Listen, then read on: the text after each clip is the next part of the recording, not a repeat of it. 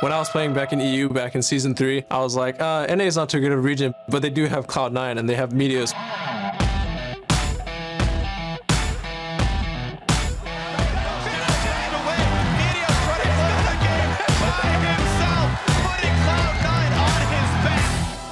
He had a really distinct playstyle. He was very farm-heavy, kind of carry jungler. He might get him! Double kill for Meteos. I wasn't surprised that Meteos is going to come back in competitive play. He always kept his level really high. But he's still a very calculated, really smart player. They see Meteos. They give him so much respect. Meteos is back in the LCS. C9 is always a team that I want to beat. It's just playing against Meteos is always a bad time for me.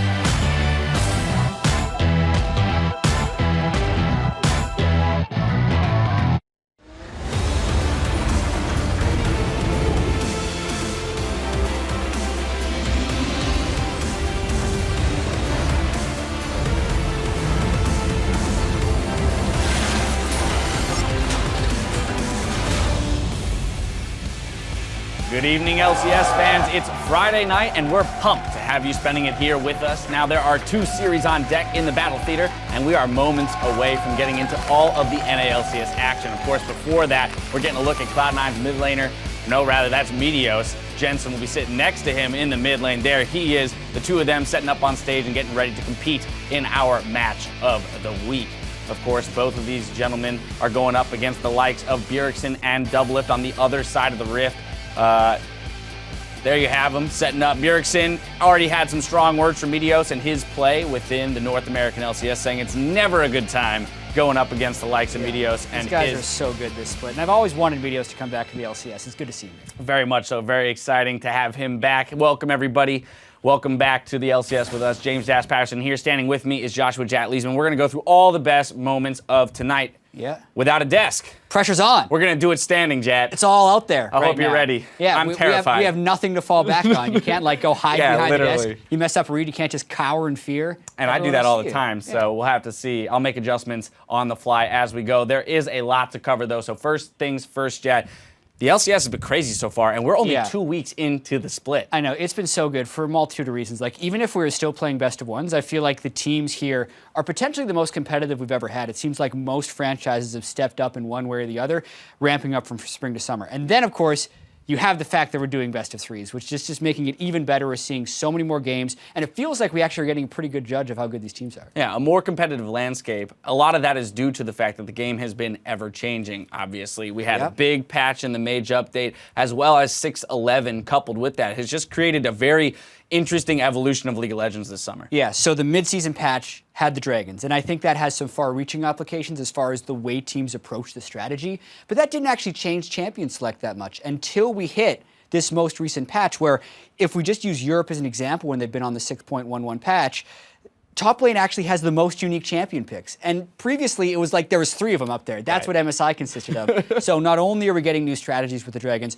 we're also seeing a lot of new champions being played, and every team is figuring out their own solution for how to optimize. And it's really fun to watch. Yeah, just a few weeks ago, it was which tank do you want to play in the top lane? Now it can be any number Aurelia, of things. Rumble, Gnar was starting to come back. Yep. And then it's not like Echo and Maokai are bad, so we're just seeing this large pool of champions to pick which style you want to play. And part of what allows for that is the sheer number of games that teams are playing. Since we are in that best-of-3 format, that means teams have more opportunities to try new things, test strategies, and we're sitting here only coming into week 3, and we've already played. Some teams have played more games than they would have in half of an LCS split prior. Yep, Cloud9 and Immortals have played 11 games. The max they could have played was 12, and I like this because previously you need 5 weeks to play 10 games maximum. We saw Cloud9, oh yeah, they played so many games in the Gauntlet at the end of the regional qualifier last year. Right. So we get this feeling that we have a really good idea about how strong a team is. But we have to remember, they've only played 4 unique opponents, and strength of schedule still has a very large impact on our perception of these teams. And we're just going to get more and more understanding as the split progresses. With strength of schedule in mind, let's take a look at our top 2 teams right there at the top of the standings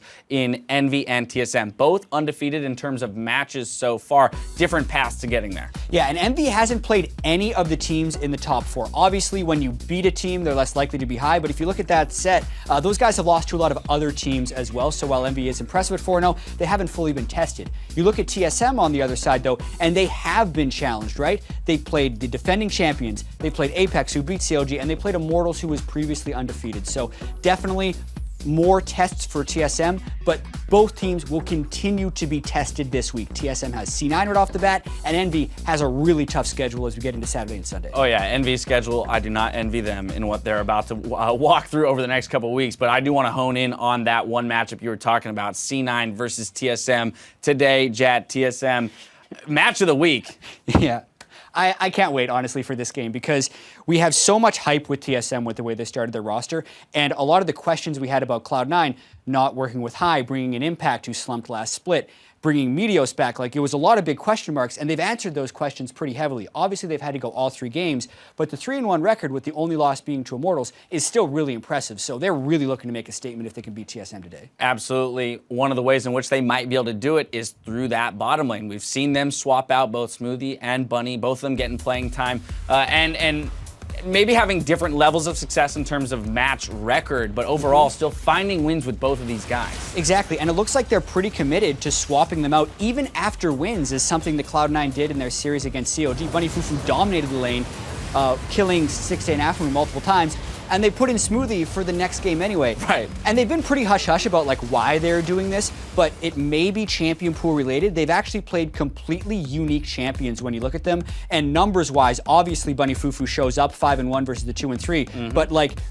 a lot of Bard bans being drawn by Bunny Fufu, and a lot of Karma and range support play coming out from Smoothie, so maybe that trend continues, maybe they decide to go with Bunny, but at least they're keeping their options open. It's kind of an interesting thing. Having those unique champion pools both works for you and against you, because if you put Smoothie in, the expectation he's going to play one of those 2 champions, maybe. I now know how to draft against it, unless of course he pulls something out. Exactly. At the same time, because they can specialize, Bunny in 3 champions and Smoothie in 3 champions, the team does get to play with 6 support champions, all at an expert level necessarily. And as long as Sneaky and the rest of the team are comfortable with both supports, like it can only act as a distraction for the enemy team. They're like, oh yeah, this guy only plays Karma, let's ban the Karma. Then you're wasting a ban and Jensen gets Victor. Yeah. So I really want to see how this progresses, because I think long term, they're going to have like the guy they put in clutch situations. So far it's been Bunny, but we just don't know yet. Yeah, natural next step and question regarding that kind of swapping bot lane is how our team's going to deal with it. And in particular, you've got TSM, a very seasoned veteran in Double Lift, a very new player in Biofrost.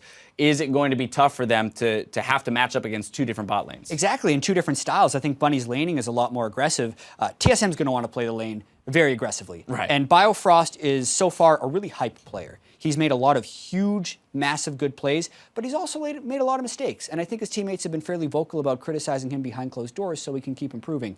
He's definitely going to have some volatile games, and you only increase that volatility when you're changing the things he's playing up against every single game. All right, well, just a little tee up for our match that's going to kick off in just a little bit. However, before we get to that, last week we announced that the North American Finals will be heading to Canada. On August 27th and 28th, the Air Canada Centre in Toronto, Ontario will play host to the championship match. Of course, tickets go on sale Wednesday, June 22nd, so mark your calendars, and for more information, head over to lolesports.com. You can also find tickets for our weekly shows in the Battle Arena and Battle Theater. So get your friends, grab some tickets, and come on down to see your favorite teams compete right here in LA.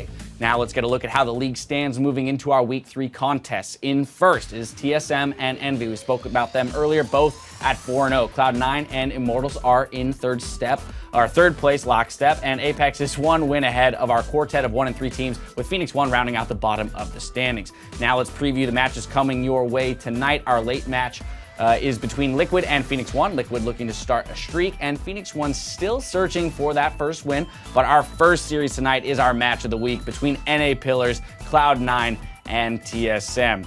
Big one, no doubt. Throughout the day, we'll be looking on Twitter and trying to track the hashtag LCS Big Play. So get online and share your favorite moments from today's games, and we'll feature some of those comments later in the evening. Now, TSM and Cloud9 are almost set, so let's hand it off to our casters to kick off our match of the week.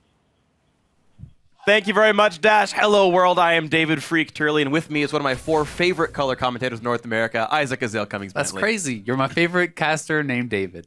Oh, that's so nice of you to say. Oh, I'm glad we've got some love coming up here. Also coming up is our marquee matchup. It's the North American powerhouses Cloud9 and TSM. They're facing off in a match of the week, and these guys have played against each other in the finals 4 times. You know these are top caliber teams with great rosters so far, and I mean, it's just going to be amazing. Cloud9, talking about them a little bit, 2 wins in a row now, 2 matches. They had a 2-0 finish last week. That's a good start. Yeah, definitely a very good start for them. There was a lot of questions about Meteos kind of coming into this split. You know, can he fill the shoes of Rush? Rush had been LCS MVP pretty recently. Meteos had been out of the competitive scene for a while. Last week, I think he cleared up a lot of those questions, picking up player of the game on Rek'Sai. He was also just doing very well overall. Impact, on the other hand, has been a little bit more hit or miss. He's had some very good games. He's had some games where he is struggling, and he has also been pretty vocal about the fact that he felt he was the reason for some of his team's losses. And also notably, Cloud9 still seemed pretty good without High coming in. That was, I think, actually almost more of the big questions. Can they even play League of Legends without this guy in the roster? Seems okay for them. Let's talk about TSM, though. TSM are on the hottest of hot streaks right now. They have won all 4 matches so far. They've taken down Immortals. They've taken down defending champion CLG. And now C9 could just be one more notch in the belt to keep them at number 1. They definitely would like to prove that they really are the undisputed best team in the LCS right now. They've been looking like it's so far this split, but they're going to have to take out C9 before they can really claim that title. Hauntzer is one guy who has been playing very well for TSM and could be someone who opens up a big advantage for TSM, you know, especially if Impact isn't having one of his best games. Another guy, Sven Skaren, who is actually the only player on TSM to not pick up a player of the game just yet. Pretty big first world problem, I guess. Oh, yeah. My team's so good that when we win, I don't get recognized. But he has been crushing it himself as well. He's doing very well. He plays whatever role the team needs. He can play those DPS junglers. He can be supportive on the tanks, and he'll go wherever the team needs him. Right. It felt like ever since basically spring playoffs when Skaren finally became that good jungler, and he's been consistent ever since. So TSM, definitely a great roster. And talking about great players, of course, don't think we forgot about North America's pretty much best mid laners right now. Oh, yeah. Save them for the featured matchup, of course, Jensen from C9, Bjergsen from TSM, and these guys, these are the stats, by the way, for mid laners, but you're seeing number 1 and number 2 basically everywhere. Incredibly impressive stats. Bjergsen first in KDA, first at CS differential, only second in damage per minute. And Jensen has some very impressive stats himself. One of the things that has really stood out for me about Jensen, you know, throughout his career on C9, but especially this split, is that he has been a really big playmaker for the team. Although those stats may not be quite as good as Bjergsen's as far as KDA and stuff goes, he's really willing to make those big plays, sacrifice his life if that's going to give his team the team fight win. And he can be a really big spark plug for the team. Definitely agree. So we'll see how these teams can do with their players. And before we actually see this Danish duo clash on stage, Bjergsen talked about us with his frenemy status with C9's mid laner. I think Jensen and I are definitely like friendly rivals because when I'm about to play him, we don't talk at all. But when we're in between games where we're playing each other, we scream each other a lot. We talk a lot about like the mid lane meta, what's good, how do we feel about certain things. So we're really good friends, but then we're also really competitive with each other. So he's always the kind of player that I want to beat. I like it. You got to be able to turn it on, man. Yeah, you got to be able to go into the competition mode. Forget about them. You got to body these fools. You've got, well, I mean, that I don't know if that's Bjergsen's job. I think it's only Jensen's allowed to do that. That's true. I actually wonder if they speak in English or Danish. I don't know. Maybe they mix it up, you know, one word of this, one word of that. All right, well, we'll see what it ends up being. Now, Champion Select is about ready to roll. Let's get our check on the starting lineups, beginning with Cloud9, who's starting the series on the blue side. Impact in the top lane, Meteos in the jungle, KDA got himself, Jensen in the mid lane, Sneaky AD carry, and Bunny Fufu starting at support this game with their new coach, Reaper. And their opponents is going to be TSM. We have Hauntzer in the top lane. Sven Skaren will be the jungle. Bjergsen, that all-star mid laner. And the bot lane duo is going to be Doublelift and Biofrost. And they got their coach Parthier to help them out with the draft. Yeah, I think it's nice that finally TSM seems to have found some consistency in the coaching role. It felt like they've had a lot of revolving doors in that roster. And that this time around, they've managed to lock down most of that lineup, keep it the same, you know, for the same starting players from the last time, same coach as well. And it's nice that Biofrost just has gelled so well with the team. I honestly, he's playing better than I expected him to, and I'm usually pretty optimistic about new players, but he's super rocking it. It's very exciting as a TSM fan. It's very scary as one of their opponents how fast this guy has gotten good. There's a lot of room for him to grow, and he's already crushing it at the very top level. So excited to see how Biofrost is going to perform today against C9 rather. Especially, you know, Bunny Fufu and Sneaky were smashing CLG last week when we saw them. So be interested to see how that matchup goes. And just to talk real quick as Champlet's going on, looks like the graphics aren't working right now, but the bans are Karma and Rise for C9 right here, and the Olaf for TSM. So if that comes up in the near future, you'll have it on your screen. But now the next ban up is Kindred. So far, 2 sort of jungle bans. We do see some top Olaf. Haven't seen it yet from Impact, though. Yeah. But again, TSM with 2 jungle bans. So yeah, we're going to switch over the different feed to the champs like as it is right here. And now you get to the bans. Meteos has played Olaf a little bit, so that's something that they obviously want to take away. I think that they're trying to narrow down the kind of jungler pool here to something that they're more comfortable with.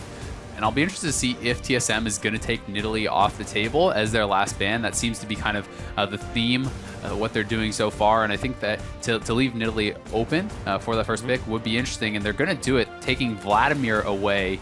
Will that Nidalee even be taken? This could be something just saying, hey, Meteos isn't going to play it anyway. We can leave that open, give up the Rek'Sai. But if they get that Nidalee, that's going to be pretty nice for them. Well, it doesn't even seem to care about Nidalee that much, though. You're seeing the Rek'Sai grabbed up right away and a hover on Elise really quickly as well as on top of the Kha'Zix. So, yeah, it seems like the priorities are shuffling around.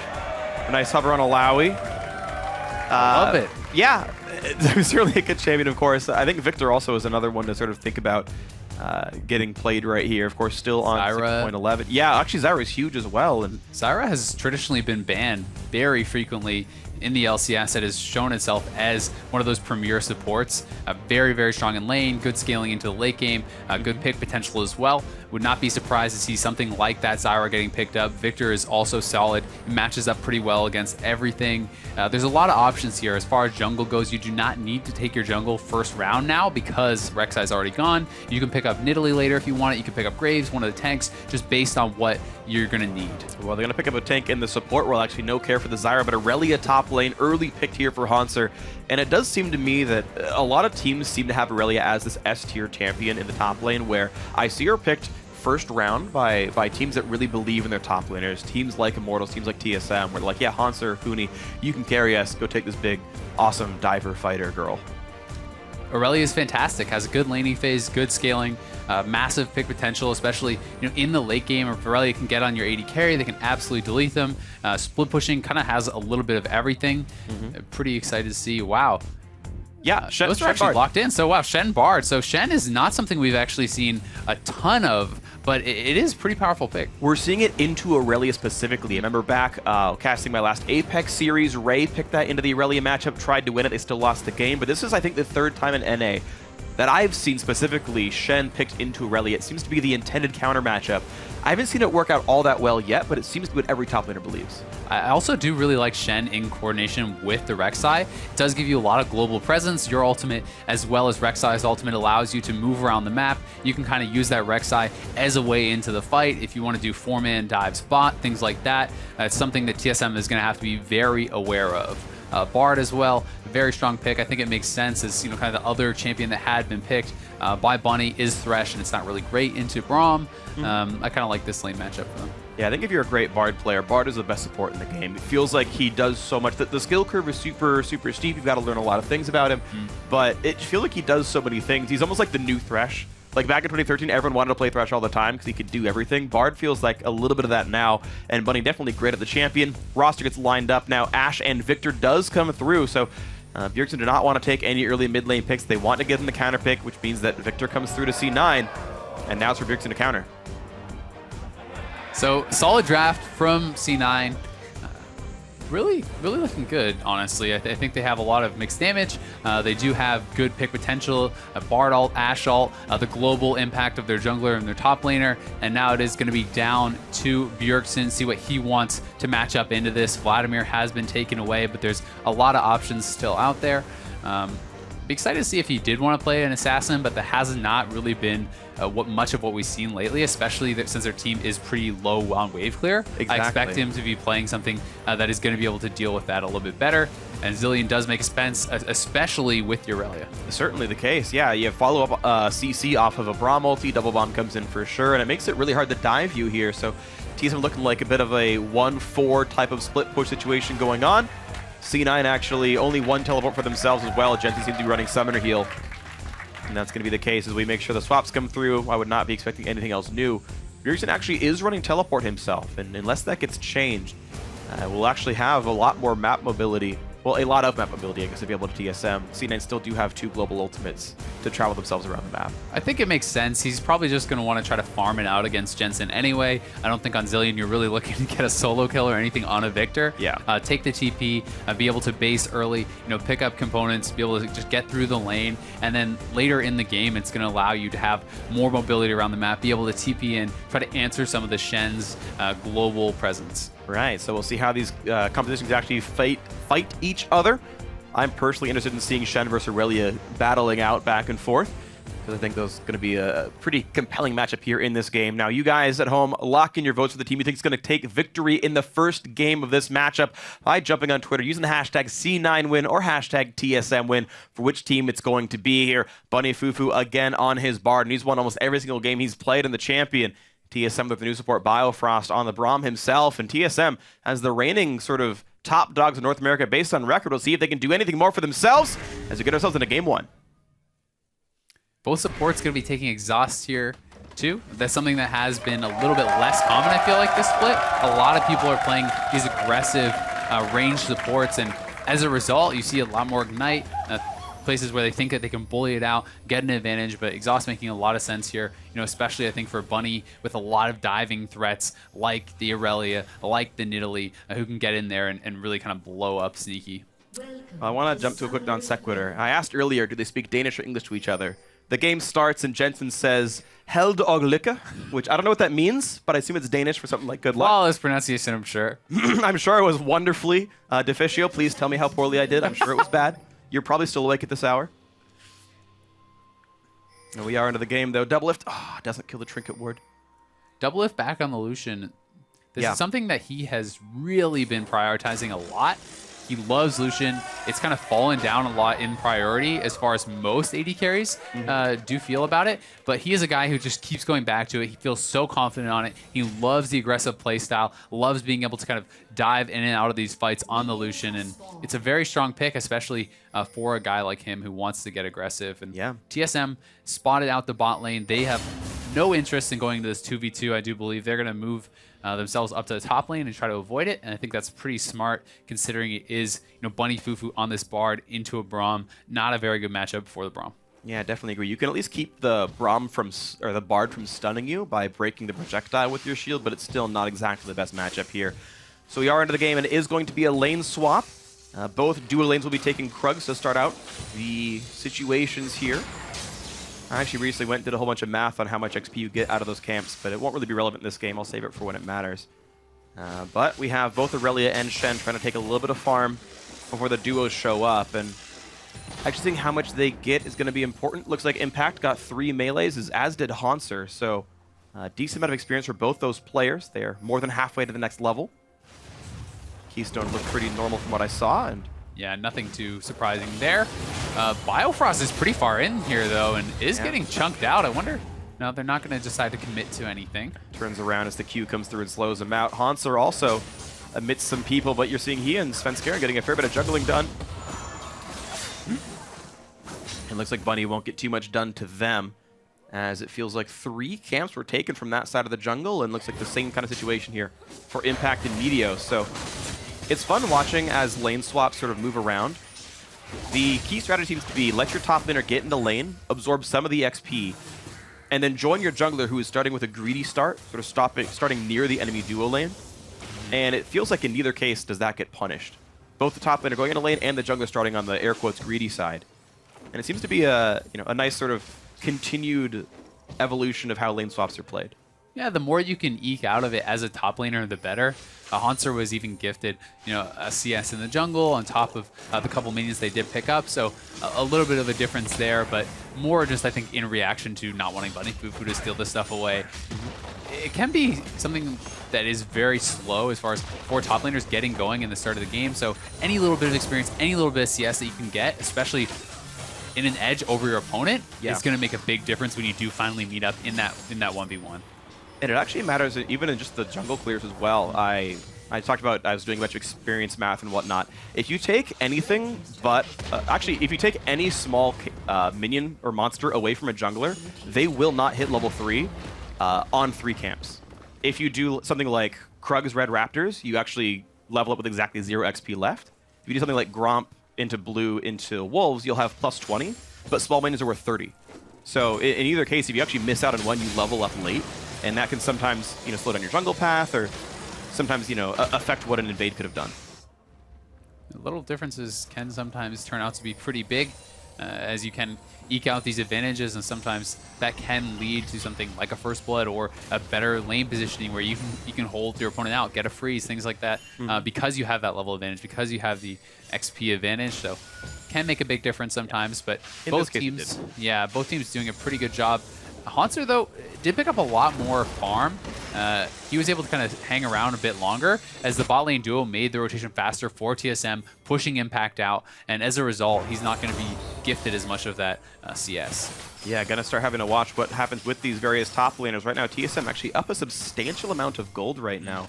Just comparing Svenskeren to the Rex side, it's about 100 gold lead for himself, and comparing Aurelia to Impact, so they're 150 there as well, so Impact gonna burn his teleport, and actually it will be that the top lane is now matching up in the one-on-one. Impact doing enough damage to last hit some of these minions here, and it looks like the TSM duo will eventually be joining this Ashen Bard. So I actually expected it to be the kind of 2-for-2 turret trade. Yeah. But TSM opted out of it. They kind of bail out, wanted to get back up to top lane, and as a result, Shen's going to TP bottom, pick up some farm. We'll see. It looks like C9 wants to maybe try to go for something here early on the mid lane. Seems like kind of low chance. Bjergsen actually building his lane into a freeze right now, so he is not diveable. He holds the push that Jensen put in. As Bjergsen already TP'd back in. Oh, Impact gets stunned up, misses the taunt as well. Now damage on a Hauntzer. Will Meteus go for the flash knockup? I don't think he's gonna be... Yeah, he will go for it, but here comes the Svenskeren and the Nidalee coming in. Nice dodge zone comes up, though. Impact not taking any damage from his Q right now. Burns the cooldown on that one. And another knockup coming through onto the Nidalee. Still chasing through, getting damage back and forth. Here comes Aurelia onto that one. Dodging away from the taunt. A beautiful flash by Svenskeren. And now Impact is very alone. Bomb on him. First blood goes through to Hauntzer. What a greatly played counter. A great job there for TSM, and it's going to be a big advantage for Hauntzer. Bjergsen making that rotation faster, but you gotta say, Impact did not play that well. He misses the initial taunt very badly. They decide to chase for it, and Jensen's getting chased down here in the middle. Biofrost has made the rotation. And he's, ooh, nice dodge in the Q. Jensen always so good at dodging these skill shots. No one ever thinks he's going to turn backwards. But again, Impact, he also missed the flash taunt after that. So this is something that's very punishing, and you need to be able to land that taunt on the Shen. If they land that taunt, I actually think they get a pretty quick kill before the Nidalee can respond, and we are going to have this run back, and here goes Impact, and he just kind of expects him to go, to keep going backwards. Hauntzer just does the whole position, is able to dodge it, and C9 overcommit. They want to continue going for this, but it's so much time given to Svenskeren to arrive, and Svenskeren, level 5, Impact is just that level 3. He's kind of getting picked on here, and you can already see Bjergsen was making a fast rotation down to the bot lane. They both flashed it. Good flash from Svenskeren there to avoid the flash taunt. Impact goes down. At least it is not that 2-for-0, but still, it's going to be a pretty nice lead for Hauntzer early on. I definitely agree right here. You're seeing a 1,200 gold lead for TSM, and it's really been well played by these guys. Infernal Drake makes every player happy, and I talk about the stats with Drakes. If you actually have a substantial gold lead, Infernal Drake is the best Drake for you, so by a lot. If TSM are going to keep winning, this is actually the best possible pickup for them. Good of them to prioritize, and there we go. Despite an early smite, the red team has slain the Infernal Drake, and TSM can feel really good about their standing in this game so far. Definitely can. C9 has a strong team-fighting team, though. They have high pick potential. Sneaky level 6 with that Ashe ult online can look for those arrows, and we'll have to see what C9 can do to kind of battle their way back into this game. They're going to need to try to get some picks, get some advantageous fights using some of these ultimates. This is scary for Impact right now. He level 5, no flash up. Aurelia has TP, and Nidalee's down here as well. Impact, you see how far back he played from the turret. Had the Spidey sense to know he might be getting attacked. Jensen dodges one bomb, trades back into Bjergsen. Actually, a minion betrays him and pulls the damage in. And Jensen had to flash away because Hauntzer is now here. There's a Q in from Nidalee, and it's probably going to be the kill. Oh, and there he goes. A nice one picked up. Ulti by Bjergsen to keep himself alive. And a second kill for TSM. Well played by the roster. Yeah, 3-man collapse on the mid lane, and Jensen actually would have been okay had it just been Hauntzer and Bjergsen, but Svenskeren nails the spear over the wall, picks up another kill for his team. They get the turret in the bot lane as well. Already have the Infernal Drake. Pretty nice gold lead opening up here, and things looking pretty rough for C9 early on in this one. So this is funny. There's actually a quote. I don't think we've played it on air yet. Bjergsen says, Meteos will be happy to take a turret shot to stop my recall. And you saw him try it right there. This actually minion betrays Jensen. It blew up on him. It walked over to attack Bjergsen. And there is the spear over the wall. Svenskeren goes for it. Haunter I actually thought might have been able to pick that kill up, but didn't quite have enough damage. And Svenskeren goes in for the clean execute. Yeah. Meteos, though, farming well. He's keeping even. Sneaky is scaling up. He has, very comparable CS to Doublelift, has a little bit more experience also. So not everything is bad here for C9, but the top lane 1v1 is going to be somewhat of a struggle. One thing I will say, though, if it's okay for any of these lanes to be behind, it probably is the Shen. The Shen is more utility-based. You're going to build full tank probably anyway, and it's more about the map movements, using these ultimates, and I'm really looking for C9 to get a great first round of ultimates here, looking for a pick with the Ashe Arrow, looking for that odd man fight with the Shen ult. Absolutely, and you're kind of seeing Haunter hold onto his teleport more closely than he might have otherwise to make sure he has the ability to match Impact's rapid map movements. And the thing is, as you mentioned, you're talking about, yeah, it's nice, if someone has to be behind, I agree that Shen is probably the best one for it. Still if he's not nice. behind enough, Haunter just bullies him and takes over everything else. There you see Svenskeren take away the Krugs. Impact doesn't get that XP. Quick bit of wave clear, double if not quite landing the culling on Jensen, but looks like TSM starting to play a little bit more aggressively, nearly a 2,000 gold lead for them, plus the Infernal Drake buff. And they've really just got more stats than their opponents, as Haunter does push toward the obvious item of Trinity Force.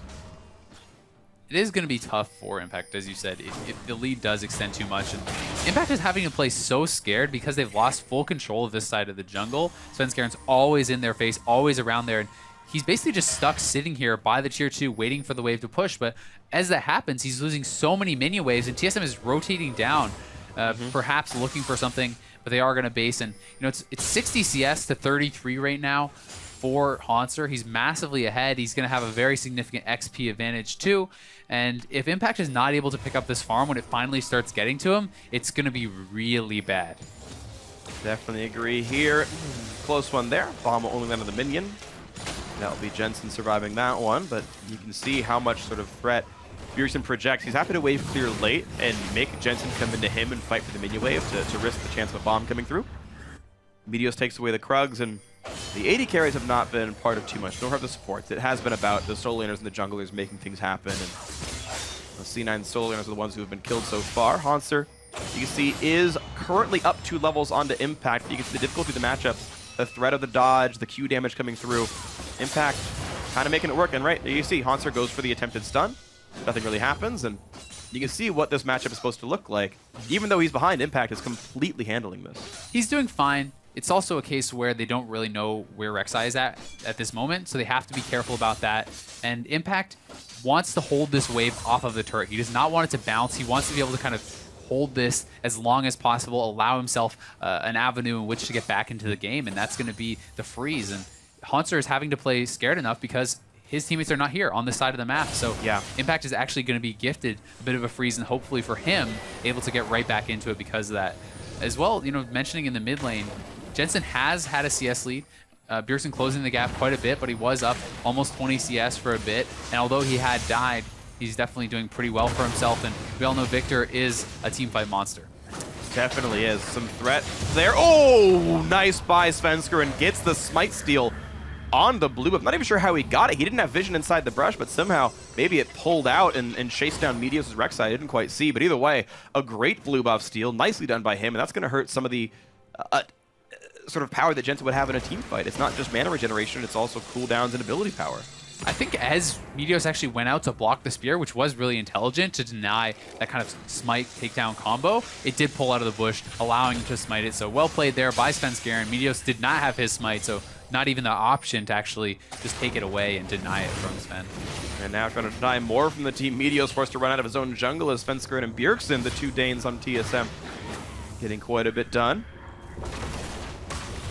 And Meteos looks like he's going to get us after anyway. There's the smite. All right, he's going to be okay, but that just means the Krugs goes down. Another did you know, actually, is if you're not underleveled, Raptors are worth the least amount of XP, and Krugs and Gromp are worth the most. So even trading camps like that is actually better for Svenskeren. Another Dragon going to be going over here to TSM. C9 has no chance to contest. They know it. They don't have the vision in place. Do not have really any chance of it, so they're not even going to try. I think that's the right call, but 2 quick Dragons for TSM is a pretty nice advantage, especially when you remember if this does go late game. It's a big deal as far as the Elder Dragon even is concerned, increasing that true damage burn from every Dragon stack that you do have. Yep.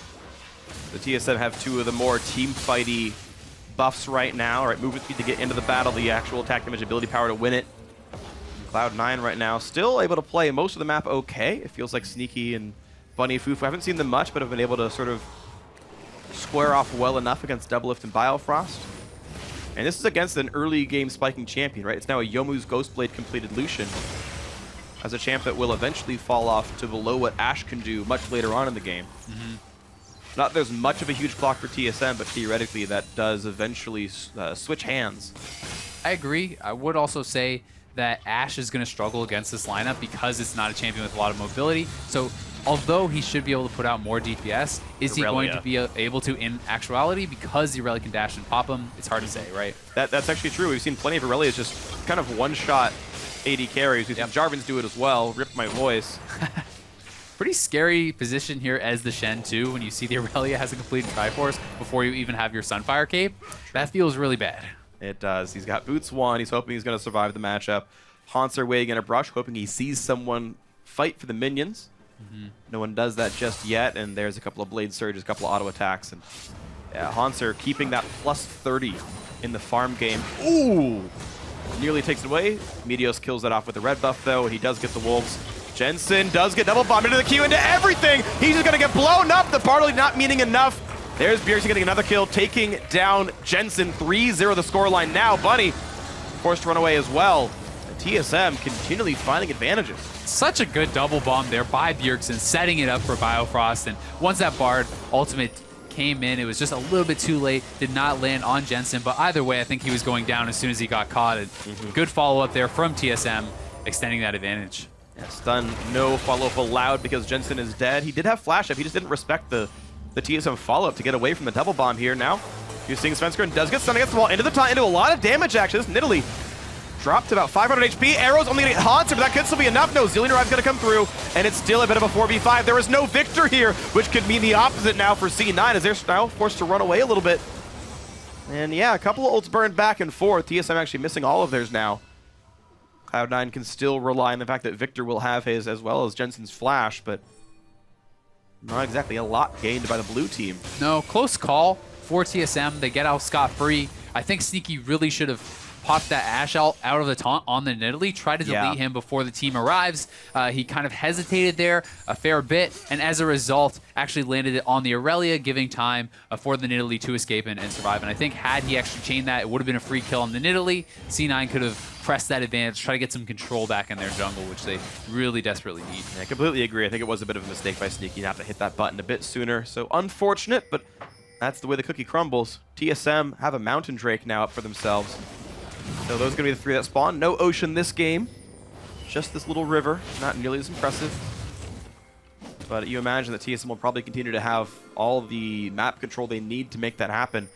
Right now they are waiting for their ultimates. Biofrost and Bjergsen still missing theirs, and those are pretty important for winning team fights. So once they come back up, we may see them start heading to that bottom side of the map. Meanwhile, on the bottom side of the map, nice flash by Hunter away from the Q, but it's not really going to mean too much. Gets this done. A nice taunt flash does this time land, and the dash just won't mean enough. Finally a kill on the board for Cloud9. No ward coverage for Haunter, and he goes down. Yeah, good job by Cloud9. Make the collapse, get themselves up on the board, but TSM already looking to respond. They want to take the tier 2 turret. Looks like they're going to get it, so a kill for a turret. Certainly a good trade. TSM can be happy about that one. Even if it does hurt Haunter. They're still pushing. Oh, yeah, they are. And Cena has to react. Suddenly a late recall coming out of only half the members right now. Bunny Fufu has to flash for the chance of the double bomb. Yeah, this turret's gone as well. You're absolutely right here. And there's a nice Bartley to buy a bit more time because here comes the teleport. Oh. It's C9 trying to join in. He's going to get the taunt on his Svenskeren and a stun and a Biofrost as well. Turret still goes down, but now it's time for the team fight as in comes the battle. Ulti across the top and down goes Impact without ever using his ultimate himself. But now Sneaky trying to find a bit more damage. Biofrost low, landing a slow himself though. That's going to mean the retreat now. TSM get the kill, they get the turret, and they get out. Overall, a hugely advantageous team for the #1 spot in NA. Nice job by Bunny delaying and kind of buying some time, but still, C9 just basically assumed, they won't go for it. They'll back off. They'll expect us to be there in time. And C9 gets called on the bluff. TSM gets 2 turrets and 2 kills. A pretty huge swing there, opening up the base, especially when the Aurelia is already having this nice 1v1 advantage. That's not what you want to see. You need that turret as your safety net if you are Shen. And now they get even more because just before it would despawn, Rift Herald now picked up onto Hanser for TSM for probably the rest of this game. So here it is starting off. Bunny throws down the ultimate, lands a nice binding, and the good taunt does follow it up, but there's no damage here just yet. It's just the Shen. Jensen just now arriving. You can see Sneaky and Meteos just now getting into the fight, and Impact is already gone. They cannot really chase into this. They know Bjergsen still has his ultimate. They know there's a big potential to turn, and C9 cannot afford to chase. And Jensen hasn't cast a Chaos Storm in the last like 8 minutes or so. He died. TSM got some map control. He did just use one there. Oh, he did? Okay. Yep. I guess he got it. You're right, he did. It was at the end of the fight, though, after it was basically already over and nothing really got done with it. Thanks for the correction. That's why you're one of my top 4 favorites, man. Thank you, thank you. I got you, dog. It is definitely one of those situations where Jensen is kind of, he wants to go for these big combos, but there's some hesitation because of the Zillion. You have to say, okay, yeah, normally you would just pop the Nidalee as soon as you can, right? But Bjergsen is there to ultimate him right back to life, and you don't want to waste it. He needs to get a very effective ultimate, ideally hitting multiple targets, so they all just can't be brought right back to full when Bjergsen pops the ult. But yeah, it's just such a hard situation for Cloud9 because TSM pretty much playing a 1-4 type of game. Bjergsen's always there, and so anyone that C9 engages on is like, all right, we Ash ulted the Nidalee. I don't care. Like, he'll just revive, and you wasted kind of more cooldowns than we did. All the damage got reverted for one spell from Bjergsen, and he's still got all the offensive threat he needs. And yeah, it feels like TSM in complete control right now. The last pick, Zillion, definitely paying its dividends. The third Drake picked up there. That was Mountain. And now we'll see if Cloud9 can ever find a way back in. The only kill they've gotten was by 3v1ing Hanser. And that might not happen again. We've also yet to see a Shen ult this game, and that's one of the things where I feel you need to be proactive about it. You need to be moving around the map, using the Rek'Sai, using the Shen, using the Ashe arrow. This is kind of your global threat setup, and if you don't accomplish something with that early, you're throwing away a lot of the power of the champions. Yeah, the one ult we did see from Impact was when Jensen got basically one shot right away, when a double bomb landed and he just disappeared off the map. And look, he cast it, he didn't arrive because he died too fast. But yeah, we're really not seeing the proactive tools that C9 has do much of anything. TSM have been much better at fishing for stuns, getting everything landed here, and it's been honestly just a better played game by them. It's been, you know, a good game from TSM, and not bad, but just kind of inactive one from C9. It really feels like one of those games where they got a little bit behind early, and they kind of just say, all right, we're playing for late. And they're just trying to farm up the Ashe. Sneaky's always basically trying to avoid everyone. Just kind of pick up as much farm as experience as possible, allow Jensen to scale, allow Sneaky to scale, and hope that you can get these picks later and you can win team fights off of potentially better scaling. Yeah, and that's going to be the hope, but the problem is you're down 5,000 gold with 3 Drakes already picked up, and another Mountain Drake, which at the later stage of the game actually kind of means a lot for TSM because that means their Baron baits are really fast. They've already got a pretty good Baron team in the first place. You've got 3 decent damage dealers in Nidalee, Aurelia, and Lucian to kind of burn that down. And that seems pretty reasonable for the TSM camp. Difficulties ahead for C9. We'll see if they can get anything to happen here. Svenskeren, a little point-blank range javelin. Jensen does have to flash away from the bomb, but he actually didn't need to because actually Svenskeren took one of them. Close call. Though, a loss of a flash for just a Zillion speed up, and Cloud9 continue to lose resources. Dude, I'm just trying to think, you know, what is the best way for these guys to get back into the game, and it's seeming tough because Svenskeren, you know, has had complete jungle control. We see all the pink wards around Baron already for TSM. You know what their game plan is going to be: bait out the Baron, look to take it, or look to get the face check in a disadvantageous fight for C9. And ooh, Sneaky stepping forward, he's getting chunked. Yeah, dodge to the right does not take a Braum ulti at all and gets away, so at least one summoner ulti burned rather, but Sneaky did also use the summoner heal to get the movement speed and get away. Trade of resources, that is a shorter cooldown for TSM, but a more important cooldown to have at any given time, so you could kind of call it a present power lead for C9, potentially. Svenskeren making sure the Baron is swept away completely, and you mentioned him briefly. You also talked about him in the early game, or in the pregame, I should say. And yeah, Svenskeren's definitely one of the big reasons TSM is doing well. 100% kill participation, no deaths. Has been out jungling Meteos at least a little bit here. But he's been at the right place at the right time pretty much all stages of the game. Another thing we haven't touched on, Hauntzer did get that Rift Herald buff, so he has that in his back pocket. Going to have that buff for quite a long time, and which will give him the advantage. But TSM starting up the Baron, looking for the 2-man, and I'm not sure if they can actually finish this 2-man. Spencer's getting very low, and Meteos is coming in. Meteos This is pretty risky. I think see them running around. Yeah, they've got to jump away. Sven will survive. At least they knew their limits right there. And again, even though they lost a lot of health on 2 members, TSM are far enough ahead that C9 can't do anything. Look where the minions are. Aurelia's crushing the matchup against Impact. Mid lane has no minions right now. Bjergsen kills them too fast, and no one's willing to walk to the top side. The one thing they do get a little bit of vision back. They're able to move in, clear out some wards, establish some presence around the Baron pit, and that is going to be crucial for C9 because they want to delay. And you need the intelligence, you need that vision to know that you can safely ignore the Baron pit and not face check into something. Yeah, the nice thing for C9 is even though they lose a 5-on-5, if you've got Baron or even maybe the Dragon on your side fighting, that's a close enough battle that TSM will take that fight knowingly. Yeah. Especially the later you get into the game, as long as they keep gold relevant. But Spencer going to face check here. And there's the Ash Arrow. No one's in range yet to save him. Trying to jump away. There's Bjergsen, and doesn't even have to pop the ulti. Reflex is good enough to know that there was no damage left coming in for C9. A nice attempt, of course, but Sneaky pops the ulti. Ooh, good dodge by Double to get away, but now Bunny's gonna be low. He's gonna jump over the wall. Here's the ulti in. There's time for this one. And Double getting the revive mark on himself. Meteos dangerously low, will get popped down. First kill picked up, and the revive comes through all the same. Bjergsen doesn't really do anything there. Double kill in for Double lift on the Lucian. C9 can't get anything done now. Finally a kill in through for Impact. Takes support, still dies down. 3-1 TSM, probably means Baron. Yeah, it's definitely going to mean Baron, and C9 is looking completely out of sorts there. Bunny, Bard tunnels through the wall as Shen is ulting in. He can't get into the fight. They're going for flash engages on 2 different sides. They seem like they're feeling a little bit desperate, feeling the pressure, and TSM will pick up the Baron and really crack this game wide open.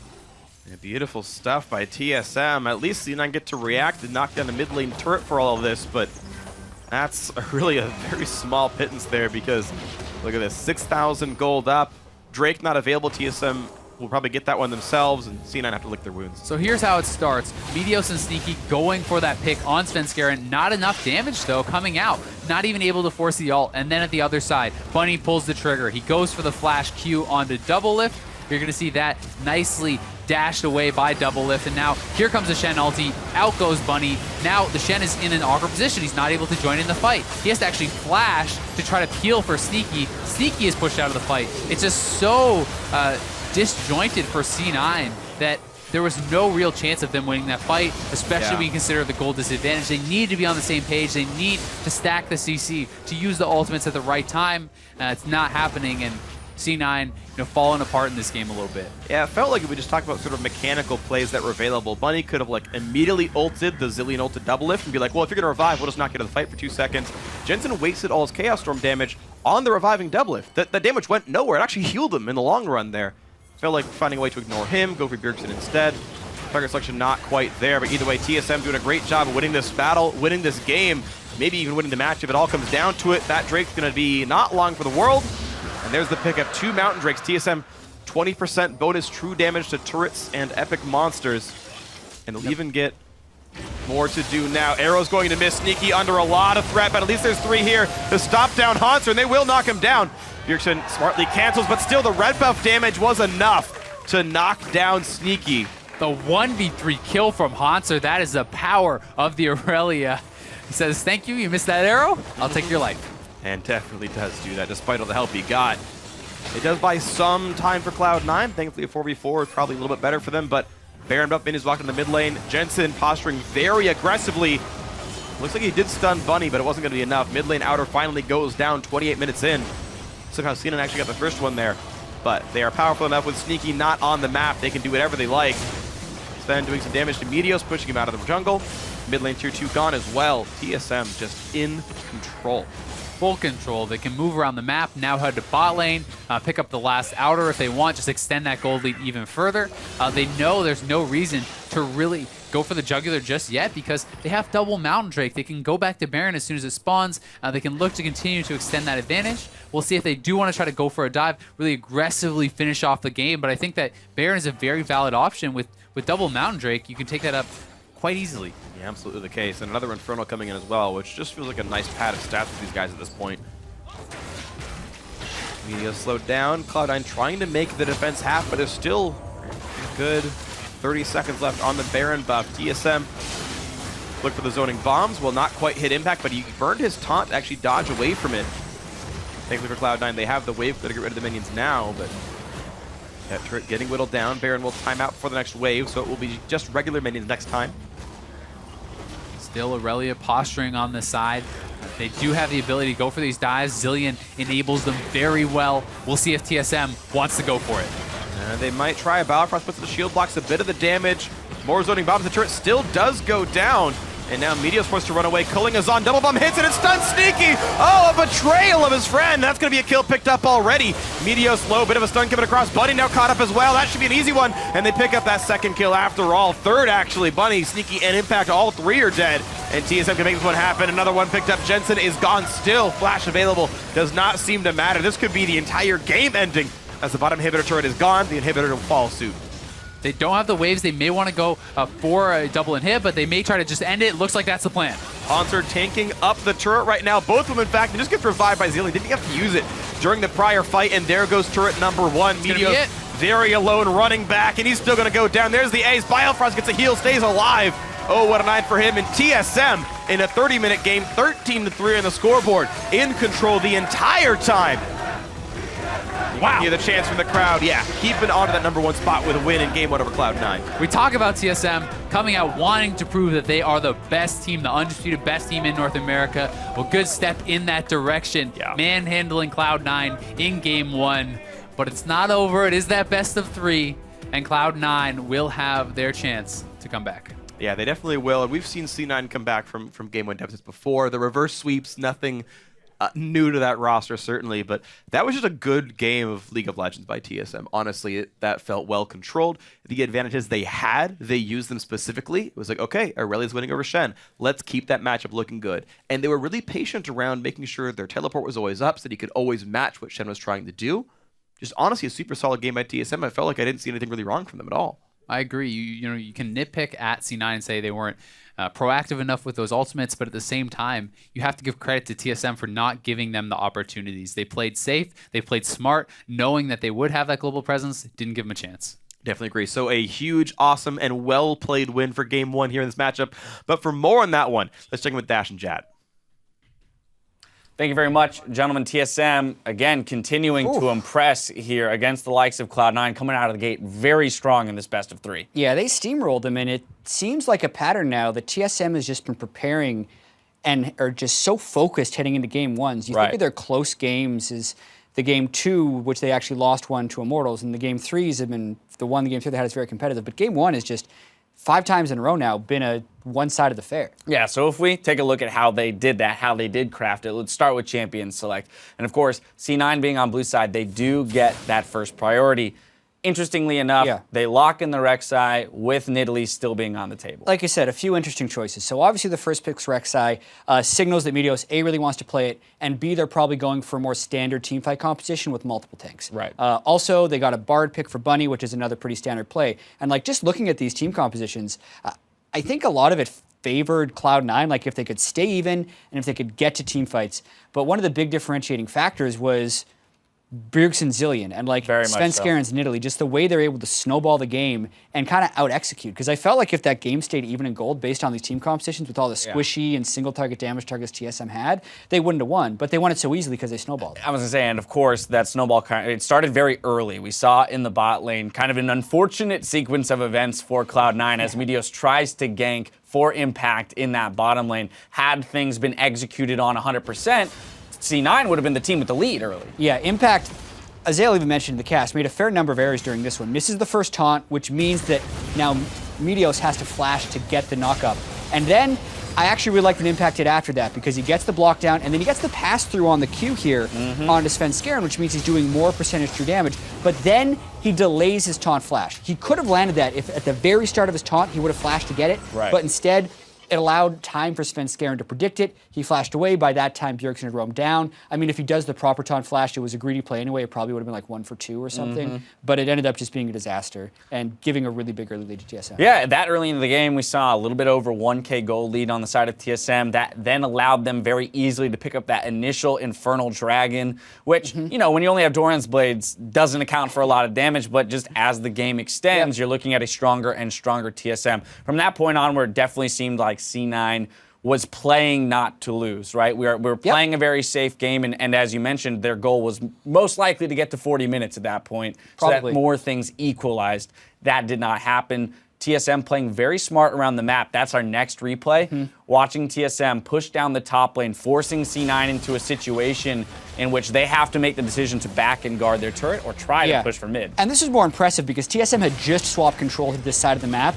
and they just suffered a casualty on the other side. But knowing they have Haunter coming up on Aurelia with the ability to TP in, they feel safe making this aggressive move. And honestly, some delayed recalls by Cloud9, which forced them into some scary decisions. Biofrost ends up getting hit by the Ash Arrow, which means they can't chain it with FLICKR. And then when this happens, like, it's still an advantaged fight for TSM because Meteos was flanking around the side. So the play that we saw there seems kind of minor, but they got an extra 2 turrets, they got a kill, and they also secured the Rift Herald right after that for Haunter's Aurelia, which completely took away any split push threat that Impact could have had on Shen. So a really meaningful moment in the game happening there when the gold was still kind of close. Yeah, kind of one of the, you know, the lights at the end of the tunnel, one of the hopes for Cloud9 was the fact that even while down in CS, down in gold against Haunter's Aurelia, Impact was able to handle him, but handing that Rift Herald over just made his job all that much more difficult in the bot lane in that 1v1. So again, unfortunately, C9 a little slow on the uptake to what was a very good macro move by TSM. Can't take anything away from them. If we push a little further into the game, 26 minutes, this is really where the game broke open. If it hadn't been broken open already, this is, you know, Cloud9 making their attempt at getting a pick and choosing this fight, TSM just turning it. FLICKR already had a Rod of Aegis and a Giant's Belt here, and Sneaky wasn't very fed, so like that's a play where you think you can burst out FLICKR, they don't have a chance. Doublelift outplays Bunny Fufu in the heat of the moment, and then TSM makes the aggressive call to continue the fight. Yes, the Chaos Storm is doing a lot of damage on a Doublelift, but Bjergsen had such high efficiency on his zillion ultimates this game. They easily revived Doublelift right back up. He then pushes Bunny out of the fight. Sneaky had been zoned out of the fight by a very aggressive Haunter. There was actually, even though it was a very scary fight, like I thought Impact did decently that fight, peeling for Sneaky, but it just wasn't enough because TSM was executing at such a high level from a macro standpoint as well as mechanically in these team fights. Like if I'm thinking of the grand scheme of things, like this may have been TSM's best game of the split. Right, yeah, and it really makes you wonder and fear for all of the other teams in the NALCS that if this team continues to develop this way with what is, you know, a new roster, considering that Biofrost is new, right? So early in the split, that's a terrifying prospect for future games. Yeah, I mean, even they're talking about it in TSM Legends. Like that was the happiest episode of TSM Legends, I think. Anyone, like the team, the happy music they were playing the whole time. And it's because the team is in a really good groove right now. They're playing incredibly aggressively. They're taking a lot of risks. And so far, all those risks are working. So I do think that they will definitely hit some roadblocks continuing to play this way, but it hasn't happened yet. I hope so. It's not an interesting season if teams don't hit roadblocks, all right? I like to see contention in the standings. Anyway, we've got to move to player of the game, FLICKR, 3-0-9 on that Nidalee. You know, most damage in the game, which is impressive on its own. But on top of that, his awareness to be in the bot lane to help turn that gank. Showing up in the mid lane multiple times to put pressure on Jensen. Although I will caveat that with Jensen was juking and playing about as well as he could have in that mid lane. But when Aurelia's showing up, when Nidalee's showing up, he definitely kind of he created chaos for Cloud9. Exactly, and I think this is one thing when teams snowball games really quickly, that usually starts with the jungler. He got successful ganks off in bottom lane and mid lane, and then the rest of his team could carry. And especially when you're kind of playing into a Rek'Sai's Nidalee, sometimes it can become more dangerous to counter jungle. You have to be a little bit more fearful for your life because Rek'Sai can close the gap on you occasionally. But FLICKR never let that happen. Very efficient ganks, and was pivotal in Cloud9 in TSM snowballing on top of Cloud9 in what I think wasn't as great of a team composition if it was even game team fight. Now, looking ahead to Game 2, I've just received word that, true to Cloud9 summer split fashion, Swap that support. Smoothie is back in. My So, goodness. my question to you, Jat, with this substitution, as well as our evidence from Game 1, changes that we might expect to see out of Cloud9 in order to make it a more competitive Game 2. Yeah, it's really hard to think, right? And I don't even know if it has to do with the bottom lane. The only thing that I'd want to target right now for TSM, since they have a lot of players that are playing well, is I might as well just ban Lucian or take it away. Like it's not like it's it's not like it's overpowered or anything, but Doublelift has played it in nearly every game. Right. And I feel like he gets these favored AD carries every once in a while where he just forgets how to play other ones. So if you just get rid of it, like maybe you put him on tilt a little bit and you can get some kills. Yeah, all right. Well, maybe that's one way to get under TSM's skin. We'll figure out if Cloud9 has come up with any ideas of their own when we come back. See if TSM can take the series or if Cloud9 will send it to a Game 3. Don't go anywhere. We'll be right back.